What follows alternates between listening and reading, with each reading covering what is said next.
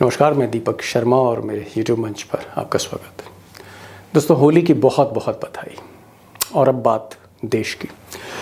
दिल्ली के मुख्यमंत्री केजरीवाल को जेल भेजकर ऐसा लगता है कि मोदी जी ने अपने हाथ जला लिए हैं। और शायद इसी वजह से दिल्ली के साथ साथ मोदी जी ने पंजाब और हरियाणा को भी फंसा दिया है, चुनाव फंसा दिया है। लेकिन उत्तर भारत से कहीं ज्यादा, जी हाँ, पंजाब हरियाणा दिल्ली से कहीं ज्यादा बीजेपी के मुश्किल हाल बंगाल में। वो बंगाल जहां मोदी और शाह के विजय रथ के आगे ये आयरन लेडी खड़ी हो गई, ममता बनर्जी। और ममता बनर्जी का कहना है कि चाहे इस बार जान चली जाए, लेकिन किसी भी कीमत पर मोदी के हाथ बंगाल नहीं दूंगी। अब दोस्तों, आज का वीडियो इसलिए इम्पोर्टेंट है क्योंकि जो गोदी मीडिया है, जो अखबार हैं, मोदी जी के जो अखबार हैं, वो लगातार इस तरह की एक तस्वीर आपको दिखा रहे हैं, इस तरह की तस्वीर पेश कर रहे हैं जैसे बंगाल तो मोदी जी ने अभी से जीत लिया, जैसे सुपड़ा साफ करने जा रही है बीजेपी बंगाल में। ममता जैसे एग्जिस्ट करती ही नहीं है। और इसीलिए आज बंगाल की ज़मीन की सच्चाई आपको बताऊंगा एक्सपर्ट्स के साथ जो बंगाल से होंगे। लेकिन पहले ये जान लेते हैं चंद सेकंड में कि बंगाल इम्पॉर्टेंट क्यों है, इतना इम्पॉर्टेंट क्यों है। और बंगाल शायद इसलिए इम्पॉर्टेंट है देश के राजनीतिक मानचित्र पर क्योंकि उत्तर प्रदेश और महाराष्ट्र के बाद तीसरा सबसे बड़ा राज्य है। अगर उत्तर प्रदेश से 80 सीटें लोकसभा की आती हैं और महाराष्ट्र से 48 सीटें आती हैं, 48 सीट्स, तो बंगाल से 42 सीट्स आती है। In terms of seat third biggest state Paschim Bengal, तीसरा सबसे बड़ा राज्य है। और इत्तेफाक देखिए या जुमला देखिए कि अमित शाह आजकल हर महफिल में, हर चैनल पे कह रहे हैं कि बंगाल में इस बार 18 नहीं, 20 नहीं, 25 नहीं, 42 में से 35 से ज्यादा सीटें वो लेकर आएंगे। सुनिए मोदी जी के चाणक्य को पहले सुनिए। हमारी 2 सीटें थी, आज बंगाल में 77 सीटें थी।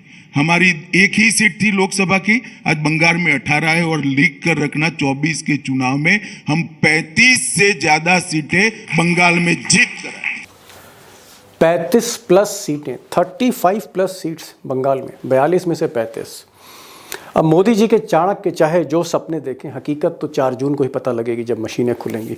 लेकिन ममता बनर्जी ने एक चीज़ क्लियर कर दी है कि बीजेपी का स्कोर 18 के ऊपर बंगाल में नहीं जा रहा है।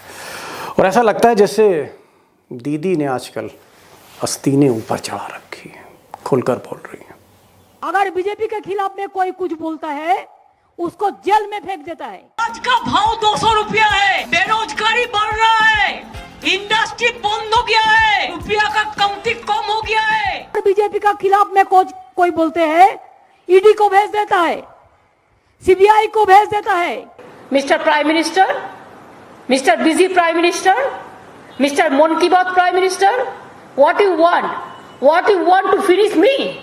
दरअसल आज बहुत कुछ मैं इस वीडियो में बताने जा रहा हूं कि उत्तर प्रदेश महाराष्ट्र के बाद जो तीसरा सबसे बड़ा राज्य है, the third biggest state in India in terms of Lok Sabha seats, वहां बीजेपी की दाल थोड़ी पतली है। और ये दाल थोड़ी और पतली हुई तो आप कह सकते हैं कि बीजेपी के लिए 272 पहुंचना, 272 के मेजॉरिटी मार्क तक पहुंचना आसान नहीं होगा। अब उसकी जो कुछ वजह हैं, एक वजह यह है कि ममता बनर्जी की जो ताकत है उसको आज भी मोदी और शाह नहीं हिला पा रहे। पहले इस ताकत की बात कर लेते हैं। इस ताकत के पीछे कौन से कारण हैं, इस ताकत पर बात कर लें, फिर बड़ी खबर पर आगे बढ़ते हैं।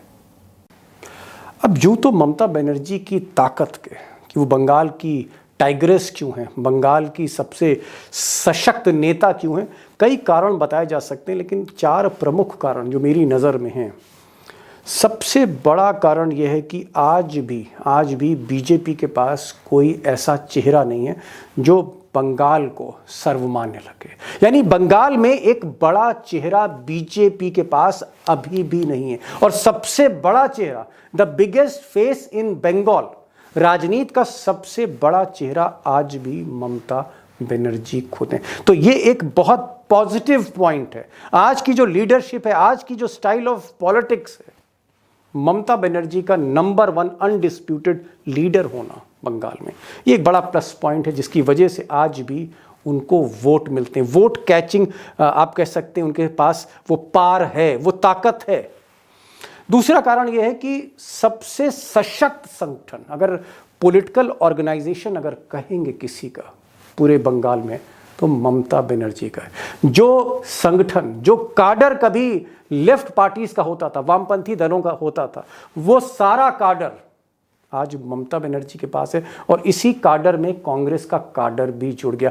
यानी पिछले 70-75 वर्षों को अगर आप देखें पीछे मुड़कर, तो 2 पार्टियां प्रमुख थी बंगाल में, लेफ्ट और कांग्रेस, दोनों का काडर इस वक्त ममता बनर्जी के साथ है, और भाजपा उसको किसी तरह से टक्कर देने में अभी भी पूरी तरह से कामयाब नहीं है। एक और कारण है, वो कारण ये है कि बंगाल में 10 नहीं, 20 नहीं, 30% से ज़्यादा मुस्लिम वोटर हैं। 30% से ज़्यादा मुस्लिम वोटर हैं, और ये एक मुश्त ममता बनर्जी की तरफ जाते हुए दिख रहे हैं, मोदी शाह को चुनौती देने के लिए। तो ये एक बहुत बड़ी ताकत है, और इसमें दीवार कांग्रेस और लेफ्ट भी नहीं है। और एक और कारण, चौथा बड़ा कारण, मैंने कहा कारण कई हैं, लेकिन चौथा प्रमुख कारण ये है कि ममता बनर्जी की जितनी भी वेलफेयर स्कीम्स हैं, उनकी जितनी भी फ्रीबीज हैं, उनकी जितनी भी योजनाएं हैं, कहीं ना कहीं उन्होंने महिलाओं को टारगेट किया है। आप कह सकते हैं ladies driven, women driven schemes हैं, और इसकी वजह से एक बहुत बड़ा वोटर का चंक उनके पास है, आधी आबादी कह सकते हैं, कहीं ना कहीं उनकी तरफ आकर्षित होती है। और शायद इसीलिए जो संदेश खली की जो हिंसा है, वो भी ममता की इस ताकत को अब तक कम नहीं कर पा रही। तो एक तरफ तो आपने ममता बनर्जी की ताकत देखी, या ताकत की झांकी देखी, दूसरी तरफ जो मोदी जी के चाणक्य हैं अमित शाह, ये अभी भी हर मंच से कह रहे हैं कि चाहे कुछ हो जाए, ममता चाहे जितनी ताकतवर रहें, उनका काडर चाहे जितना स्ट्रांग रहे बंगाल में, उनके सेंटिमेंट्स जितने स्ट्रांग रहे, जीतेंगे तो हम ही नंबर 1 पार्टी बनेंगे। और लिख कर रखना 24 के चुनाव में हम 35 से ज्यादा सीटें बंगाल में जीत कर आए। अब अगर 543 लोकसभा की सीटों में अमित शाह 400 पार की बात कर रहे हैं, तो फिर 42 में 35 भी ला सकते हैं। बोलना ही तो है, जुमला ही तो है। तो क्या ये जुमला है, ये जो 42 में 35 की बात की जा रही, क्या ये जुमला है, क्या ये वॉर क्राई है, क्या ये इलेक्शन गिमिक है, या फिर 35 से बीजेपी नीचे आ रही? क्या 35 से बीजेपी बंगाल में 25 सीट पर आ रही है? क्या 25 सीट से नीचे 20 सीट पर आ रही है, या 20 सीट से भी नीचे उतर रही है बीजेपी बंगाल में? क्या जो अमित शाह कह रहे हैं 35 सीट, आधी सीटें भी नहीं आ रही? जमीनी सच्चाई क्या है, ग्राउंड रियलिटी क्या है इस वक्त बंगाल की? और आज इत्तेफाक से बंगाल के एक बहुत ही सशक्त हस्ताक्षर, एक बड़े पत्रकार, निष्पक्ष पत्रकार प्रसून आचार्य हमारे साथ से जुड़े हैं कलकत्ता में, और हिंदी बोल लेते हैं इत्तेफाक से। मेरी खुशकिस्मती आपकी है कि थोड़ी बहुत हिंदी वो बोल लेते हैं, ठीक ठाक बोल लेते हैं। वो कलकत्ता से जुड़ेंगे, ग्राउंड सिचुएशन बताएंगे, पूरे बंगाल का राउंड लेके आ रहे हैं। 35 साल का तजुर्बा है, आनंद बाज़ार पत्रिका, टेलीग्राफ जैसे बड़े अखबारों में उन्होंने काम किया है। वो हमारे साथ रहेंगे, और हमारे साथ अशोक वानखेड़े टाइगर रहेंगे। बंगाल में क्या होने जा रहा है, मोदी का रथ क्या रोकने जा रहा है? चलते हैं सीधे कलकत्ता प्रसून आचार्य के पास, दिल्ली अशोक वानखेड़े के पास। टाइगर, आपको क्या लगता है कि इस बार मोदी और शाह बंगाल में ममता का किला ढा देंगे, गिरा देंगे पूरी तरह से, बुलडोजर चलेगा वहां पर मोदी का, या फिर ये एक ऐसा प्रोजेक्शन किया जा रहा है जो कहीं ना कहीं लोगों की आंखों में धूल झोंकी जा रही? ये भी एक 400 पार जैसा जुमला है कि बंगाल में 30 सीटें। ये वैसा ही है जो पिछली बार उन्होंने आपकी बार 150 पार का नारा लगाया था विधानसभा में, और औंधे मुंह गिर गए। वो ममता की सीटें कम करने के लिए निकले थे, ममता की सीटें बढ़ी। देखिए, बंगाल एक गुजरात नहीं है, बंगाल, महाराष्ट्र और यूपी भी नहीं। बंगाल की अपनी एक राजनीतिक तासीर है। बंगाल में संगठन बहुत बड़ा रोल करता है। सालों लेफ्ट ने वहां राज किया तो उनका एक कैडर था। उस कैडर को तोड़ के अपना कैडर डेवलप करने में, तो कुल मिलाकर वहां पे जो संगठन लेफ्ट का था, कैडर बेस्ड था, वही कैडर बेस्ड डेवलप किया ममता ने गांव-गांव जाकर, और फिर वो सत्ता में आई। ऐसा कोई संगठन बीजेपी के पास नहीं। बीजेपी के पास 2-3 चीजें प्लस पॉइंट है। नरेंद्र मोदी का चेहरा, अमित शाह की स्ट्रेटेजी, ईडी का प्रकोप और केंद्र से बहुत सारा फाइनेंस रोकने का तरीका और सरकार को बदनाम करने का तरीका। गोदी मीडिया, लेकिन बंगाल में अभी भी मीडिया इतना गोदी नहीं है, ऐसा मुझे लगता है। टेलीग्राफ लगातार हेडलाइन देता है। तो जी, ये हर इशू को कहीं ना कहीं मैनिपुलेटिव राजनीति बीजेपी करती है। वह कंस्ट्रक्टिव राजनीति करते हुए दिखाई नहीं देती। इसलिए मुझे बीजेपी का एक claim, one single line answer, एक लाइन का जवाब शुरू में चाहूंगा, जो मैं सबसे आखिर में आपसे पूछता हूं। ये जो मोदी कह रहे हैं 26 के ऊपर हम जा रहे हैं, 26 सीटें से ज्यादा ला रहे हैं। अमित शाह कह रहे हैं कि ये सीटें 30 के आसपास भी पहुंच सकती, यानी 42 में से 30 सीट वो पार्टी कह रही है जो बुरी तरह चुनाव हारी है विधानसभा का। क्या आपको लगता है ये जुमला है? सवाल बिल्कुल जुमला है। मुझे वो 18 सीटें बचाते हुए भी दिखाई नहीं देती। प्रसून साहब 30 बरस एक राज्य की राजनीति को देखना, उसको परखना, उस पर लिखना एक बहुत बड़ा ह्यूमन एफर्ट है। आप इतने बरसों से बंगाल की राजनीति को कवर कर रहे हैं, बंगाल के सबसे बड़े अखबार के लिए, और बेबाक बोलते हैं और हिंदी भी बोल लेते हैं, ये हमारा सौभाग्य। मैं ये जानना चाह रहा था कि क्या वाकई ममता बनर्जी हार रही हैं? बहुत संक्षेप में बताइए, क्या हार रही हैं? मैं माइक्रो लेवल पे नहीं जाता। क्या ममता बनर्जी हार रही हैं या ममता बनर्जी टक्कर देगी? आज का स्थिति जो है आप लिख लीजिए। बीजेपी का हालत जो है, पिछले साल 18 सीट जीता था, इस बार उससे कोई बोल रहा है 5 सीट कम, कोई बोल रहा है 10 सीट कम। आज लिख लीजिए, और चुनाव का जिस दिन परिणाम घोषित किया जाएगा उस दिन मिला लीजिएगा। भाजपा का इस साल सीट घटेगा, कितना घटेगा, 5 घटेगा या 7 घटेगा, पता नहीं है। दूसरा चीज है, जो भाजपा का सीट घटेगा और ममता का सीट बढ़ेगा। इसका कारण जो है, इसका मेन कारण है ये बीजेपी इस बार कोई हवा नहीं है, कोई माहौल नहीं बन रहा है जैसा पिछले 2019 में बना था, 2021 में बना था। प्रसून जी, मैं कारण पे आऊंगा, एक क्विक रिएक्शन जरा टाइगर से ले लें। टाइगर, ये तो प्रसून जी, अब मैं क्या बोलूं भाई, 30 साल हो गया है बंगाल में, कलकत्ता से हमारे साथ लाइव जुड़े हैं, तो हम तो भाई प्रसून दादा से बहस नहीं कर सकते। अब ये जो कह रहे तो मानना पड़ेगा, और ये प्रसून जी तो चैलेंज दे रहे हैं कि जो मैं कह रहा हूं मिला लीजिएगा 4 जून को जब नतीजा है। तो इतना बड़ा चैलेंज है, पुराने पत्रकार हैं और निष्पक्ष पत्रकार हैं। एक चीज जो ये कह रहे हैं टाइगर, ये कह रहे हैं कि साहब पिछली बार 18 सीटें बीजेपी को मिली थी, 18 से ऊपर नहीं जाएगी बीजेपी, बीजेपी नीचे आएगी। It can come down to 12 seats, 10 seats, 12 seat पे भी आ सकती है, 10 सीट पे भी आ सकती है, 14 सीट पे भी आ सकती है, 15 पे भी आ सकती है। अगर 18 से नीचे जा रही है टाइगर, 18 से नीचे, तो फिर मोदी का रथ कहां जा रहा है 2024 का, ये तो बताइए। भाई साहब, हम तो आपको पहले दिन से कह रहे हैं कि ये 235, 230 क्रॉस नहीं कर रहे, और दादा ने भी वही कहा कि ये सीटें घटेगी। मैंने कहा कि जो 18 मिली वही मेंटेन करने के लिए नानी याद आ रही। यदि वो सिंगल डिजिट पे भी पहुंच जाए तो कोई आश्चर्य नहीं होगा, लहर जब चलेगी तो। अभी तो आप संदेश खली कह रहे हैं। क्या बंगाल की जनता को समझ में नहीं आ रहा? क्या मणिपुर बंगाल से बहुत दूर है क्या? नॉर्थ ईस्ट का तो बंगाल का बहुत चोली दामन का साथ। मणिपुर में महिलाओं की इज्जत लूट रही थी, तब नरेंद्र मोदी कहां थे? क्यों नहीं गए वहां पे? क्या आप ममता को बदनाम करना चाहते हैं? ममता का महिलाओं के लिए बजट में स्पेंडिंग देखिए कितना है।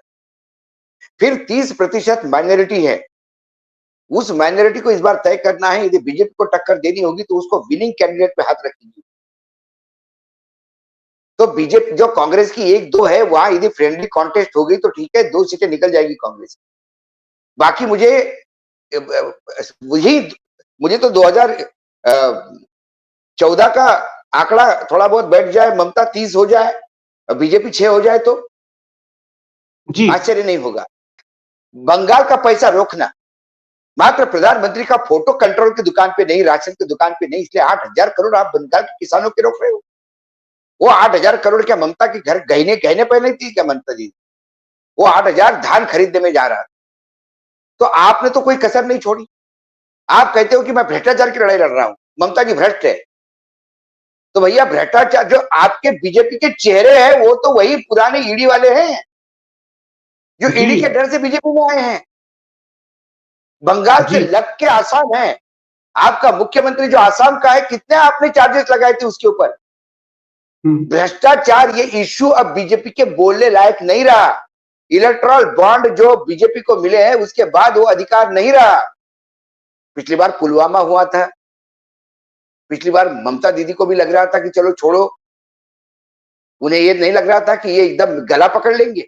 पिछले विधानसभा ने तो इन्होंने बिल्कुल ऐसा कर दिया था कि आपको कहीं का नहीं छोड़ा था। नहीं, टाइगर सही कह रहे आज हैं, ममता सही जी कह रहे हो हैं। गए कि कल हो जाएंगे, उनका भतीजा आज जाएगा कि कल हो जाएगा। जी जी, आप सही कह रहे हैं कि जो लोकप्रिय नेता हैं एक बंगाल में, कोई नामी गिरामी भाजपा के पास नेता बंगाल का नहीं। बाबुल सुप्रियो का बड़ा नाम था जब मंत्री बनाया गया था, वो बाबुल सुप्रियो भी वापस चले गए ममता बनर्जी के पास, तो ये एक बहुत बड़ा झटका है। एक क्वेश्चन, क्या अगर मुस्लिम 30% एक मुश्त वोट करता है, जिस तरह से ये फाइट अब ममता बनाम मोदी हो रही है, आपको लगता है 30% मुस्लिम वोट अगर जा रहा है तो खेल हो जाएगा? क्योंकि टीएमसी का अपना काडर यकीनन। वोट है। नहीं, पिछली बार भी खेल हो गया था। पिछली बार मुस्लिम वोट इकट्ठा गिरा था, मुस्लिम वोट बीजेपी को नहीं मिला था पिछली बार।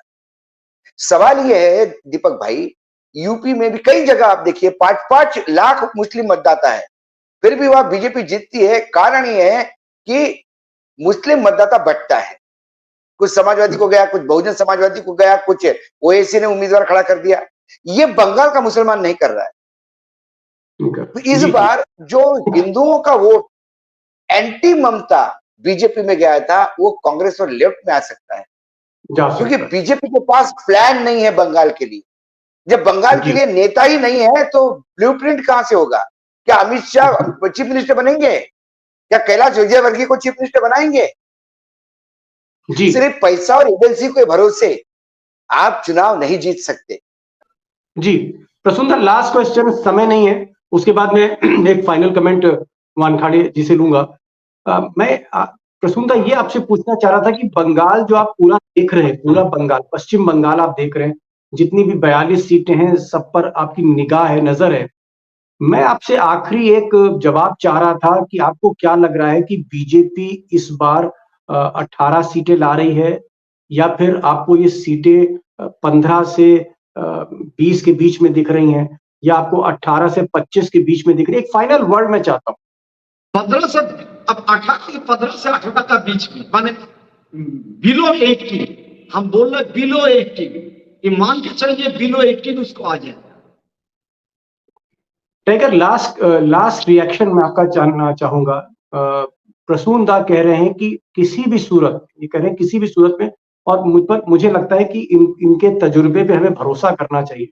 ये कह रहे हैं किसी सूरत में बीजेपी 18 सीटों से आगे नहीं बढ़ रही, नीचे जाएगी।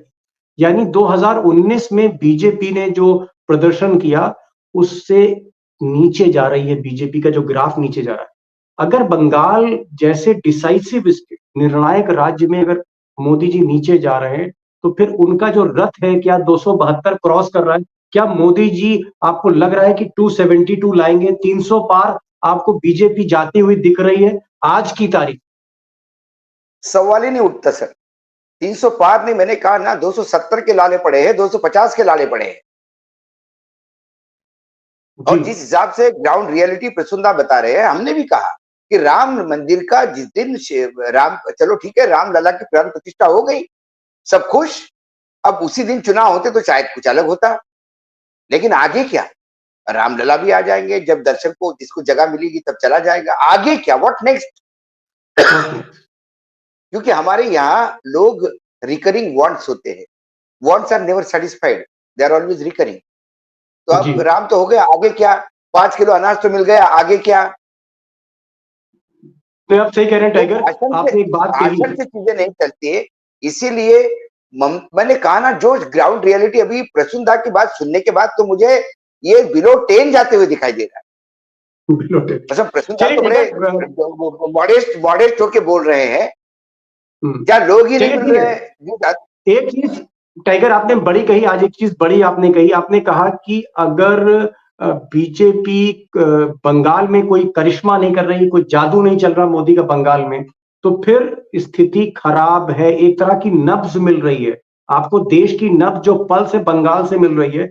अगर बंगाल में बीजेपी बेहतर प्रदर्शन नहीं कर रही पिछली बार की तुलना में, तो इसका मतलब मोदी जी की सीटें बहुत सी फंसी हुई हैं, और ऐसे में आपने कहा कि मोदी 250 को छू लें या 270 को छू लें, ये बहुत बड़ी बात होगी। 400 पार 300 पार तो एक जुमला है। और एक चीज बहुत अच्छी कही प्रसून दा ने, मैं फिर उसको दोहराऊंगा। इन्होंने कहा कि भाई आप लिख लीजिए 4 जून को आप मुझसे बात करिएगा, 18 से ऊपर बीजेपी बंगाल में नहीं जा रही। कई इन्होंने कारण बताए, और वो कारण वाकई बहुत वाजिब कारण इन्होंने बताए। कुल मिलाकर एक टफ बैटल है, बहुत टफ चैलेंज है। और अमित शाह और मोदी, करेक्ट करूंगा, दादा ने ये कहा 18 से ऊपर जाएगी नहीं, नीचे ही जाना है, नीचे ही जाना है। तो कुल मिलाकर एक बहुत मुश्किल चुनौती मोदी जी के लिए है बंगाल में 18 से ऊपर जाना। और अगर नहीं जाते हैं तो उनका ओवरऑल हिंदुस्तान में ग्राफ भी ऊपर नहीं जाता। प्रसून दा, आप आए और बहुत बेबाकी से आपने बातें रखी हैं। और टाइगर, आपका जो एक हमेशा रिव्यू रहता है 360 डिग्री, जो आप बोलते हैं, चीजों को समझाते हैं, और एक को एक जोड़ के जो आप एक राष्ट्रीय परिदृश्य में जो आप चीजों को रखते हैं सामने, वो जो आपकी एक कला है, उसका तो कोई जवाब ही नहीं, बेजोड़ है। और उसके ऊपर जो आपका, आप कह सकते हैं, बोलने का अंदाज, और फिर वो जो बेखौफ आप कह सकते हैं, बेबाकी से जो आप चीजें रखते हैं, वो भी बहुत गजब है। तो आपको सैल्यूट है, प्रसून दा को सैल्यूट है। Thank you so much for joining this program. Thank you so much. अपने दोस्तों की तरफ से एक बार फिर से शुक्रिया अदा करता हूँ। Thank you so much sir.